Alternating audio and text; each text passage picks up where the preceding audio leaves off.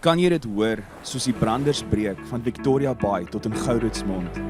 Kan jy dit sien soos die son opkom en skyn oor die Outeniqua berge? Beleef jy dit? Die tuinroete, 'n plek waar God regeer.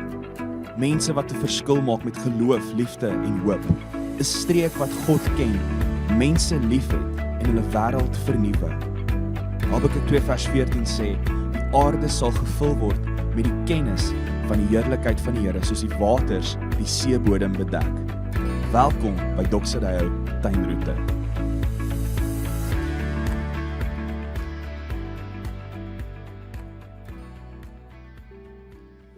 Goeiedag vriende, baie welkom by Doxadeo Tuinroete se aanlyn boodskap. As ons nog ontmoet het nie, ek is Gerard en dis my voorreg om saam met jou vandag te kuier, terwyl ons aangaan met ons reeks Wen Liefde. Maar voor ons verder gesels, kom ons bid eers saam. Hemelse Vader, baie dankie dat ons so tyd saam kan spandeer. Dankie dat U in ons lewens aan die woon en aan die werk is en dat U ons ook bemagtig vir hierdie lewe waartoe U ons roep. En daarom bid ons vandag met groot vermoedigheid dat U die oomblikke saam sal seën en sal gebruik vir die eer van die naam van Jesus, vir die uitbouing van U koninkryk en vir U wil met elkeen van ons se lewens. Ons bid dit in Jesus se naam. Amen.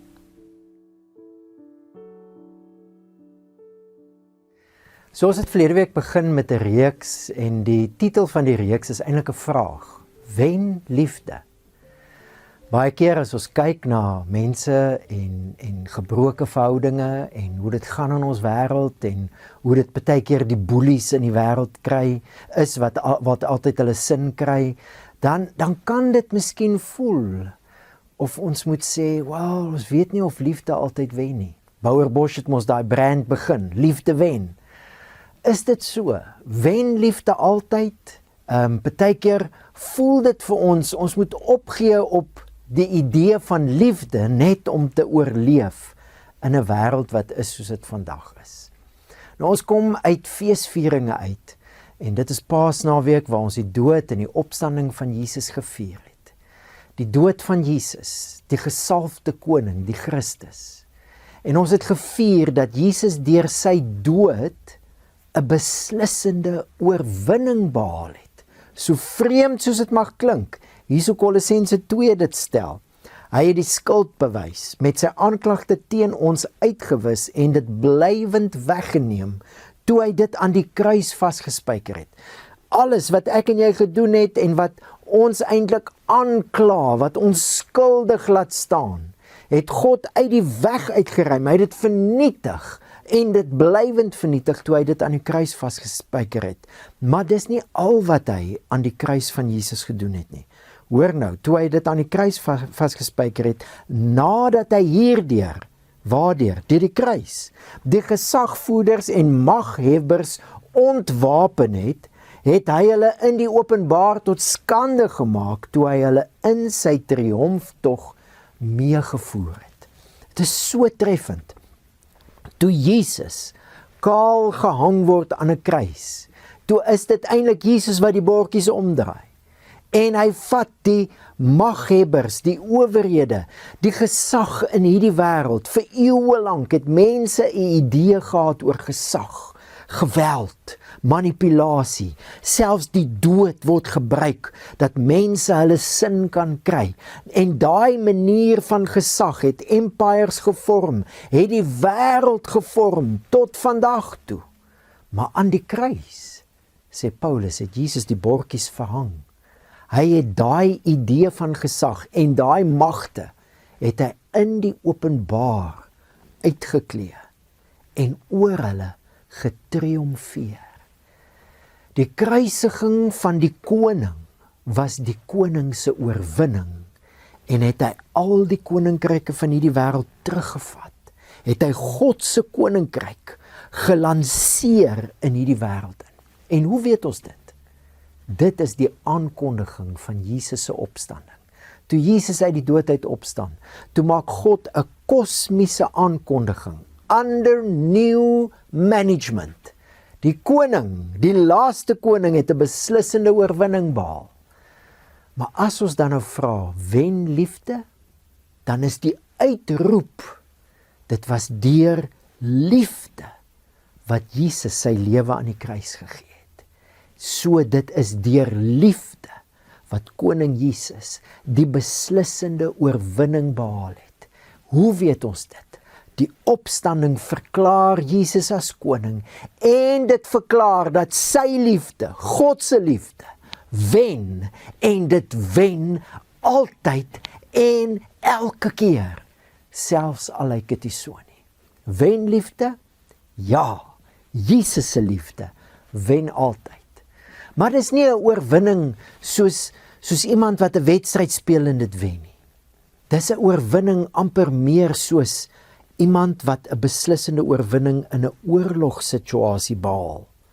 Ja, daar is nou miskien nog rebellemagte hier en daar wat nog nie aan hierdie nuwe koning wil onderwerp nie.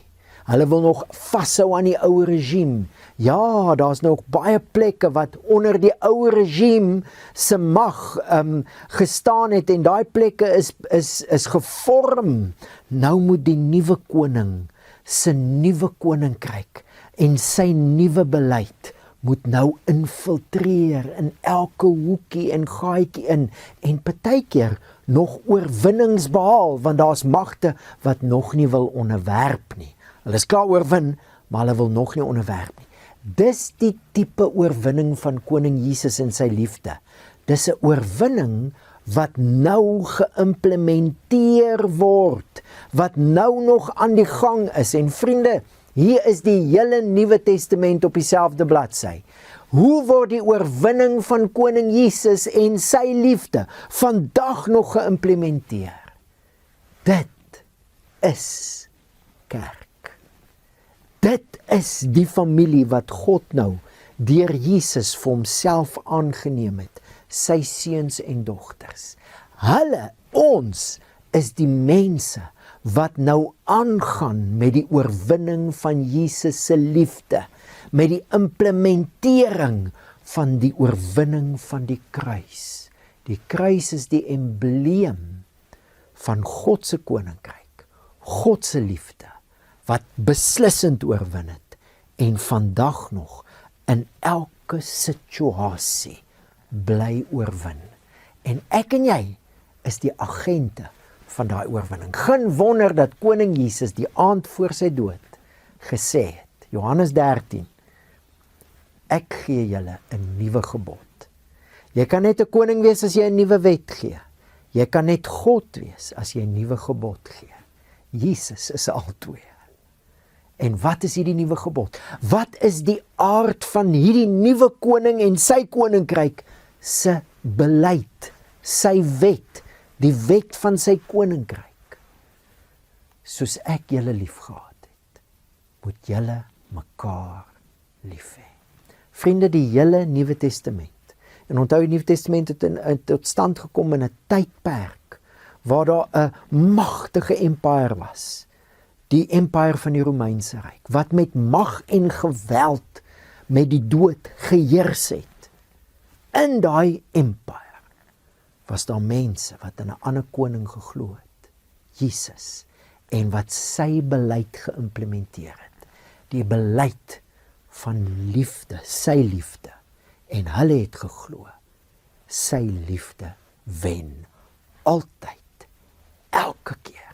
En in elke omstandigheid kan sy liefde 'n beslissende oorwinning weer keer op keer behaal.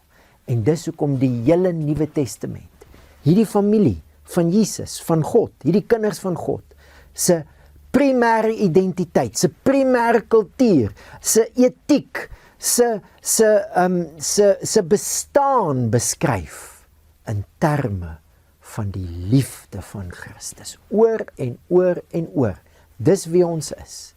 Ons is mense wat leer om lief te hê, soos Jesus. Ons kuier uit Hebreërs uit hierdie jaar, en Hebreërs is op presies dieselfde bladsy. Hoor 'n bietjie Hebreërs 13, ons het laasweek begin kyk na Hebreërs 13. Aan die einde van die hoofstuk skryf die Hebreërs skrywer, mag die God van vrede, wat die groot herder van die skape, ons Here Jesus, onthou jy ons het hier ook gesels, Here is 'n titel van ook 'n koning. Jesus is Here. Jesus is die koning. Hoe weet ons dit? God het hom uit die dood uitgelei deur die bloed van die ewige verbond. En nou, wat sê Hebreërs van hierdie God? Mag hy julle toerus met alles wat goed is, sodat julle sy wil kan doen, terwyl hy in ons dit doen wat voor hom welbehaaglik is, deur Jesus Christus, aan wie die heerlikheid behoort vir ewig en ewig. Amen. God het 'n beslissende oorwinning behaal. Jesus is die Here. Hoe weet ons dit? God het hom uit die dood uit opgewek. Daai selfde God werk nou deur Jesus in ons, dit wat sy wil is.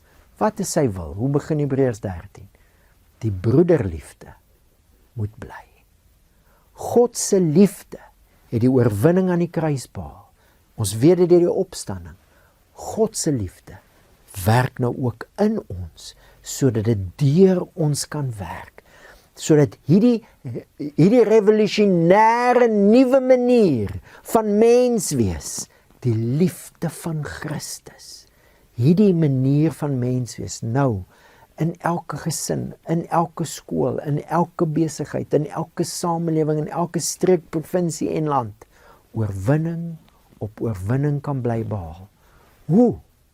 God werk dit in my en in jou. Ons is die draers van die oorwinning. Liefde wen. En in hierdie reeks gesels ons dan nou oor hierdie liefde. Hierdie liefde van God wat ons in Christus leer ken, wat nou ook in ons werk, sodat dit deur ons kan aanhou om oorwinning op oorwinning op oorwinning op oorwinning te behaal. So hoe lyk hierdie liefde? Verlede week het ons begin en ons het gesels oor hierdie liefde is iets baie prakties. Vriende, ons wêreld gebruik die liefde op weird maniere en vir baie mense in ons wêreld is die liefde 'n gevoel wat jy dit voel wanneer jy dit voel en dis hierdie romantiese gevoel en as jy dit nie meer voel nie, dan is die liefde ook nie meer daar nie. Christus se liefde wat altyd wen is anders. Christus se liefde gaan oor tot dade. Hy het sy lewe vir ons gegee. Dis hoe ons weet hy het ons lief. Hy kom woon nou in ons en hy werk in ons sodat hy saam met ons in die wêreld kan werk. En die eerste aspek wat Hebreërs uitlig van die liefde is gasvryheid. Ons het verlede week hieroor gesels, onthou jy? God verwelkom ons as sy familie, hy neem ons aan. Nou werk hy ook daai verwelkomende liefde deur ons, sodat ons ander mense wat buitestanders is, kan verwelkom. Dis liefde wat oorgaan tot dade. Liefde wat sê mense is belangrik, hulle menswaardigheid, ons wil dit onderstreep. Hoe kan ek in my gesin, in my werksomgewing, in my samelewing die verwelkomende liefde van God uitleef? Ons gaan vandag 'n bietjie verder met Hebreërs 13 en ons gaan volgende week ook nog verder kyk hoe hierdie liefde in die praktyk werk, in my, in jou en deur ons. Hebreërs 13 vers 3 sê, dink aan die gevangenes asof julle medegevangenes is, aan hulle wat mishandel word asof julle dit self aan julle liggaam beleef. Nou volgende naweek is Moedersdag en ons wil jou uitnooi, gaan 'n baie spesiale diens wees by al ons kampusse. Ons wil jou hartlik uitnooi om deel te neem aan die dienste by die kampusse. En dan gaan ons spesifiek oor hierdie vers praat as 'n uitdrukking van God se liefde wat nou ook deur ons werk. So dis vers 3. Gaan dink 'n bietjie oor hom. Vers 4. Die huwelik moet in alle opsigte eerbaar gehou word en die huweliksgebod moet die huweliksbed moet onbesoedeld wees, want God sal hoereerders en egbrekers oordeel. So hy praat oor die belangrikheid van die verbond, die verbintenis tussen 'n man en vrou. Ek wil hê jy moet dit gou 'n bietjie in gedagte hou, want ons gaan vandag inzoom op dit en hoe dit 'n uitdrukking is van God se liefde. Die volgende versie sê hy julle gedrag moet vry wees van geldgierigheid. Ons gaan nie vandag oor geld praat nie. Kom ons sê net dit. Vriende, as geldgierigheid, ons sê altyd as armoede by die voordeur instap, stap liefde by die agterdeur uit. Dis nie so nie. As geldgierigheid by die voordeur instap, As ons lewens op die altaar sit om meer geld te maak, stap liefde by die agterdeur uit. Dit is 'n belangrike waarskuwing. En ons gaan in die tye wat kom nog 'n bietjie meer oor dit gesels. So dink 'n bietjie verder oor dit. En dan praat hy oor geld en hy praat oor dat die Here ons bron is en dat hy vir ons help en dat ons niks hoef te vrees nie. En dan gaan hy aan. Hou altyd julle leiers in gedagte, die wat die woord van God aan julle verkondig. Gee ag op die uiteinde van hulle lewensloop en neem hulle geloof as 'n voorbeeld. Jesus Christus is gister en vandag dieselfde en tot in ewigheid. Vandag wil ek 'n bietjie saam met jou kuier oor wat het huwelik en gemeente wees in gemeen as dit kom by die liefde. En die een aspek wat dit in gemeen het, is dit is 'n omgewing waar mense liefde leer. Dis tog wat 'n ouerhuis is en wat God dit bedoel het om te wees. Hoekom is God so ernstig oor die huwelik, die verbond tussen 'n man en vrou? Want dis in hierdie omgewing waar kinders gebore word en waar kinders geskool word in liefde. Dit was die doel van die huwelik van die begin af, sodat 'n gesin gevorm kan word, sodat kinders kan leer wat dit is om committed te wees, om lief te hê, soos God dit bedoel het.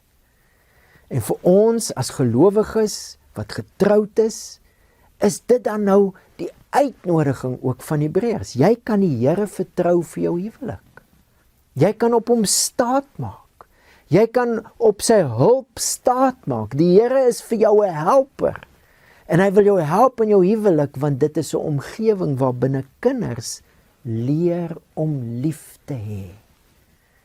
Maar ons almal weet, huwelike, daar is maar by almal van ons gebrokenheid. Nee. Dis nêrens 'n perfekte omgewing. Dis hoekom ons altyd sê, hou op om te probeer om perfek te wees, probeer eerder groei. Sit die fokus op groei. Wat kan ek 'n bietjie beter doen in my huwelik?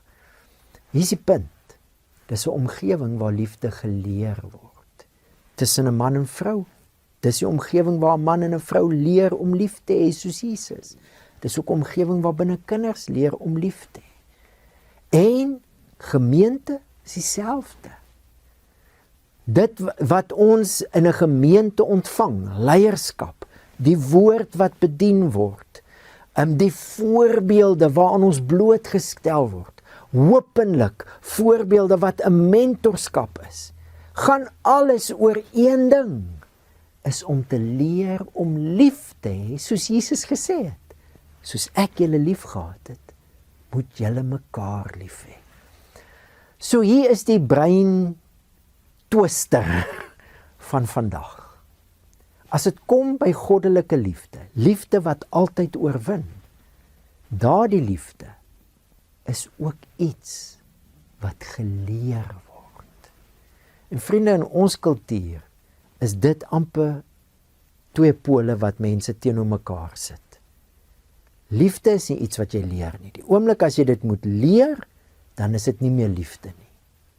Dit is asof mense in ons wêreld hierdie idee het dat liefde is net iets wat met jou gebeur. Jy staan een oggend op en jy het hierdie liefde.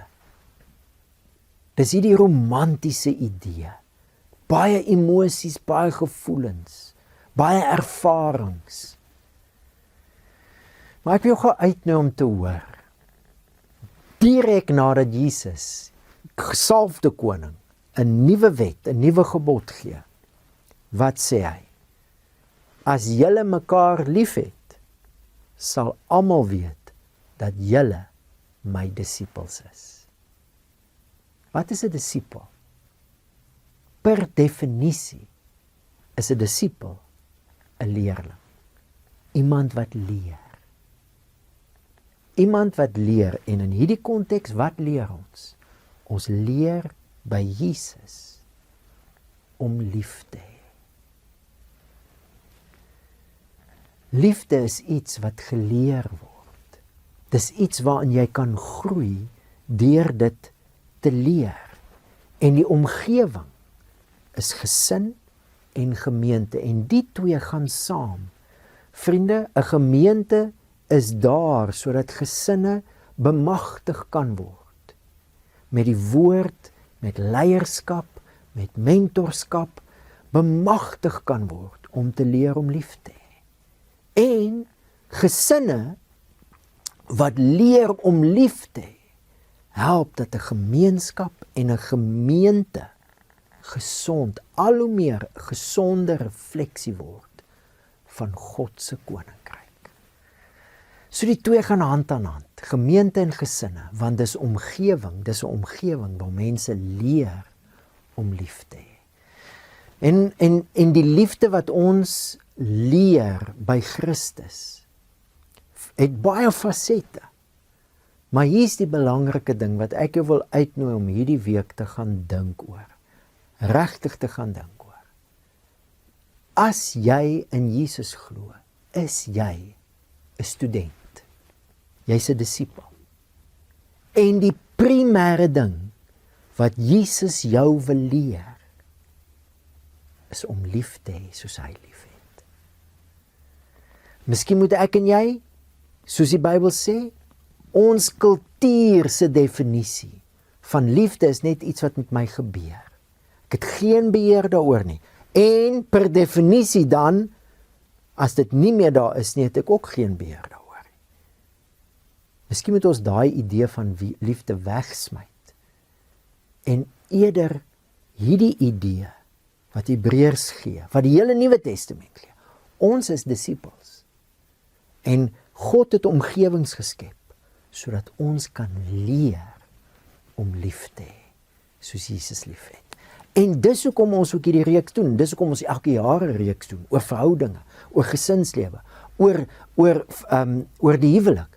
En ons praat oor liefde. Hoekom? Want liefde is iets wat ek en jy leer by Jesus. So as dit kom by die hoe leer ek liefde, dan sou ek graag wil begin by hierdie punt. Dit is God wat in ons werk, wat vir hom welbehaaglik is. Dis wat Hebreë 13 sê, ons lees dit in Filippense 2 ook, want dit is God wat in julle werk, om te wil sowel as om te werk. Maar wanneer God in ons werk deur Jesus, hy aanvaar ons nou, hy verwelkom ons nou, nou kan ons leer om ander mense ook te verwelkom, die verwelkomende liefde van God, gasvryheid. Wanneer God in ons werk, maak hy nooit van ons toeskouers nie, hy maak van ons deelnemers. Selfe Filippense 2 sê, werk julle eie heil uit met vrees en bewering. Die beginpunt van enige leer, regtig leer, is dat jy verantwoordelikheid vat vir jou eie groei. En as ek en jy nou disippels van Jesus is, en dis wie ons is, as jy in Jesus glo, as jy sy disipel, jy leer nou by hom om lief te hê, dan is dit deel van die roeping. Vat verantwoordelikheid vir die groei in liefde. Soveel keer as dit by liefde en verhoudinge kom, is dit vir my asof mense in terme van 'n slagoffer praat en dink oor hulle self. Hierdie persoon het dit aan my gedoen, daai persoon of dit het gebeur en dis hoekom ek so optree en dis hoekom ek so optree. Dis 'n slagoffermentaliteit. Nee, God werk nou in ons. Ons is nie slagoffers nie, ons is deel van sy oorwinning. En hierdie oorwinnende liefde werk nou in ons en daarom kan ons glo. Ons kan nou glo en daarom kan ons verantwoordelikheid vat. Ons kan verantwoordelikheid vat vir ons groei. As ons verantwoordelikheid vat vir ons groei in liefde. En vriende, glo my nou maar, dis 'n kopskuif. Want in hierdie wêreld is liefde iets wat met jou gebeur. Dis nie iets waarvoor jy verantwoordelikheid vat nie. Christene sê nee. Volgelinge van Jesus sê dis waarvoor ons verantwoordelikheid vat. Ons vat verantwoordelikheid om te groei in liefde. Wanneer ons verantwoordelikheid vat vir groei, vir ons eie groei, dan kan ons begin sê, okay, hoe? Nommer 1, Jesus. Jesus is hoe God ons liefde leer. In die eerste plek, dis hoe God se liefde in ons lewens werk. Hy neem ons aan, hy vergewe ons sonde. Hy stap met ons 'n pad van geduld. Hy leer ons, dis Jesus. Ons bestudeer Jesus. Dis deur hom wat God nou in ons werk, maar dis ook deur ons bestudering van Jesus wat ons groei in liefde. Baie interessant, die een van die antieke tale, Latyns, het 'n klomp woorde vir liefde. Verskillende woorde, amor is die een dink ek, maar een van die interessante woorde vir liefde is studium. Studie. Wanneer ons Jesus bestudeer in ons verhouding met hom, in die skrif, deur die werking van die Heilige Gees, saam as 'n gemeente, terwyl ons lering ontvang, terwyl ons in groepe saam is, ons journey saam, wanneer ons Jesus bestudeer, groei ons in liefde. So dit begin by verantwoordelikheid vat. En wanneer jy verantwoordelikheid vat vir jou groei in liefde, is die vertrekpunt altyd Jesus. Dis hoekom ons hierdie jaar in ons Hebreërsreis ook soveel klem sit. Jesus is die middelpunt, die vertrekpunt van ons verhouding met God, ons ken van God, van menswees, van wêreldgeskiedenis, alles draai om Jesus. Bestudeer Jesus en jy gaan groei in liefde. Maar saam met hierdie tema van bestudeer is groei in liefde dan ook 'n kennisding. Dis nie woorde wat ons saam met liefde sit nie. Leer kom nooit saam met liefde nie. Kan jy nou 'n fliek dink of 'n storie dink waar liefde iets is wat jy leer? Nee, wat? Nee, dit gebeur net met jou. Vriende, maar ons weet van beter, want ons sien dat Jesus ons roep as disippels om by hom te leer. En kennis is dan nou deel van wat dit beteken om te groei in liefde. Kennis. Filippense 1, Paulus bid in vers 9 en hy sê, ek bid dat julle liefde sal toeneem in kennis en ervaring, sodat julle kan onderskei die dinge waarop dit neerkom. Kennis. En hier sal ek 'n paar punte wil noem. Ek dink kennis in die eerste plek oor wat is Jesus se liefde? Hoe is Jesus se liefde? Het jy al gesien hoeveel keer maak Paulus lysies as hy liefde beskryf? Dink nou aan die vrug van die Gees. Het jy al gesien? Liefde is, die vrug van die Gees is liefde. En dan kan jy amper sit, dubbelpunt, Galasiërs 5 vers 20. 'n beskrywing van die liefde, vreugde, sagmoedigheid, goedhartigheid, selfbeheersing, aspekte van die liefde. Dink byvoorbeeld aan 1 Korintiërs 13. Onthou jy? Die liefde is nie opgeblaas nie. Die liefde praat nie groot nie. Dit handel nie onwelvoeglik nie. Is nie bly saam met leuns, maar is bly saam met die waarheid. Dit glo alles, dit hoop alles, dit bedek alles. Aspekte van Jesus se liefde. Bestudeer dit. Kennis van wat liefde is en van wat liefde nie is nie. Vriende, dit is vir my so interessant hoe mense baie keer kan besig wees met lering, maar nie groei in liefde nie. Hier's wat Hebreërs 13 sê. Moenie meegevoer raak deur allerhande vreemde leringe nie, want dit is goed dat die hart deur genade versterk word, nie deur eetgebruike wat daar volgens lewe niks baat nie. Met ander woorde, daar's lering wat eintlik niks baat nie.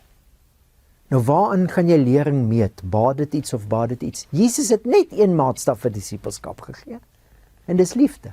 Hieraan sal die wêreld weet dat julle my disippels is, aan die liefde wat julle vir mekaar het.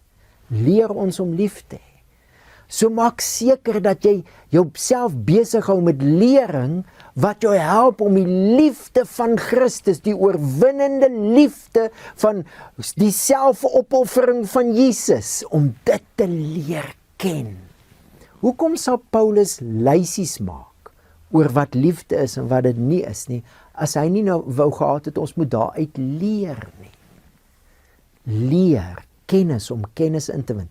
En ek dink saam met daai kennis inwin, is die kennis van Christus se liefde, maar ek dink ook is 'n bietjie selfkennis wat saam met dit kom. Okay, as ek nou kyk byvoorbeeld na die vrug van die Gees, sagmoedigheid, goedhartigheid, ja, ek sien nie die dinge in my lewe. Ek het 'n bietjie gebrek aan selfbeheersing. Hier's iets waarna ek kan groei. Dis mos die verskil tussen die vrug van die Gees en die gawes van die Gees. Wanneer dit kom by die gawes, sê Paulus baie duidelik, almal het nie alles nie. Is almal profete? Nee. Is almal apostels? Nee. Praat almal in tale? Nee. Het almal gawes van gesondmaking? Nee. Wanneer dit kom by die gawes, is daar spesifieke gawes wat aan die werk is in spesifieke mense. Wanneer dit kom by die vrug, beskryf hy die totale vrug van die Gees. Wat is liefde? Sodat ek kan groei, juis in die dinge wat nou nie aanwesig is in my lewe nie. Onthou, dis God wat in jou werk. Jy kan hom nou vertrou, dat jy kan groei in liefde. Jy kan nou verantwoordelikheid vat. Jy kan Jesus bestudeer. Jy kan kennis inwin deur die skrif, deur die gemeente, deur leringe oor hoe werk God se liefde deur Christus, deur die Heilige Gees ook nou in my. En jy kan ook jouself leer ken in die lig van Christus se liefde. Okay, hier is areas wat in my lewe ontbreek. En kan ek iets baie prakties aanbeveel? Natural Church Development het 'n program, 3 Colors of Love. Jy kan aanlyn 'n toetsie doen, wat vir jou bietjie 'n spieël ophou van hier's my lewe, hier's areas waarin ek al gegroei het, waar God my al gehelp het, deur die werking van sy liefde in my. Is dit deur my gesin, is dit hoe ek groot geword het, is dit deur my gemeente, is dit wat ek al geleer het in die lewe? Great! Hier's areas waarin ek al sterk is, hier's areas waarin ek nou kan groei. Hoe groei 'n mens in liefde? Jy vat verantwoordelikheid, jy bestudeer Jesus en jy doen kennis op oor die liefde. En jy begin dan daai kennis wat jy opdoen, oefen. Vriende, liefde is iets wat oorgaan tot dade. Dis nie 'n gevoel nie, dis nie 'n ervaring nie. Dis 'n manier van lewe. En hoeveel keer kry ons dit in die Bybel? Dat die Bybel ons aanmoedig om die godsaligheid, dit wat God nou in ons werk, te beoefen. So as ek nou ontdek, gasvryheid, dis 'n aspek van God se lewe, se liefde. In my lewe werk hy dit. Ek bestudeer Jesus se gasvryheid teenoor my. Ek win kennis in. En nou begin ek dit oefen. Waar kan ek meer gasvry wees? Iets van Jesus se verwelkoming uitleef in my gesin, in my vriendekring, in my besigheid. Ek herhaal nou baie dinge, voel dit vir my, maar hier's die punt. Die liefde van Jesus is iets wat hy in ons werk, en dis ook iets wat ons leer. En dis dan die uitnodiging van hierdie week. Glo dat God in jou werk. Glo dat jy nou 'n disipel is, en dat jy ingeskryf is in die skool van Jesus, om te leer om lief te hê. En vat dan verantwoordelikheid vir jou groei. En daar's 'n praktiese hulpmiddel, Natural Church Development, wat jy kan gebruik. Maar ek dink die praktyk van gemeente wees en gesin wees is die plek waar die Here my en jou help om sy liefde te leer ken vir wat dit is, die aspekte van sy liefde, en daar dit te beoefen, sodat ons dan in die wêreld kan deelneem aan sy oorwinning. Die liefde wat altyd wen, is die liefde wat ons by Jesus leer. Kom ons bid saam. Hemelse Vader, dankie. Dankie dat U ons bemagtig deur die werking van U Gees. Dat U in ons werk, dit wat vir U aanneemlik is. En Here, dankie dat die werk van die Heilige Gees nie van ons toeskouers maak nie, maar deelnemers, studente, disippels. Here, dankie dat ons by U liefde kan leer.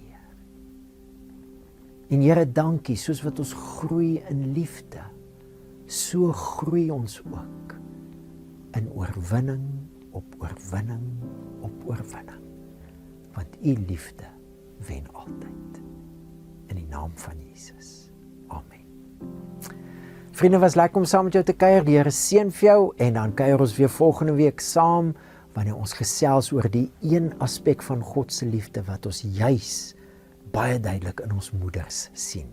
Die aspek waarvan Hebreërs 13 praat. Die Here seën vir jou, hê 'n wonderlike week.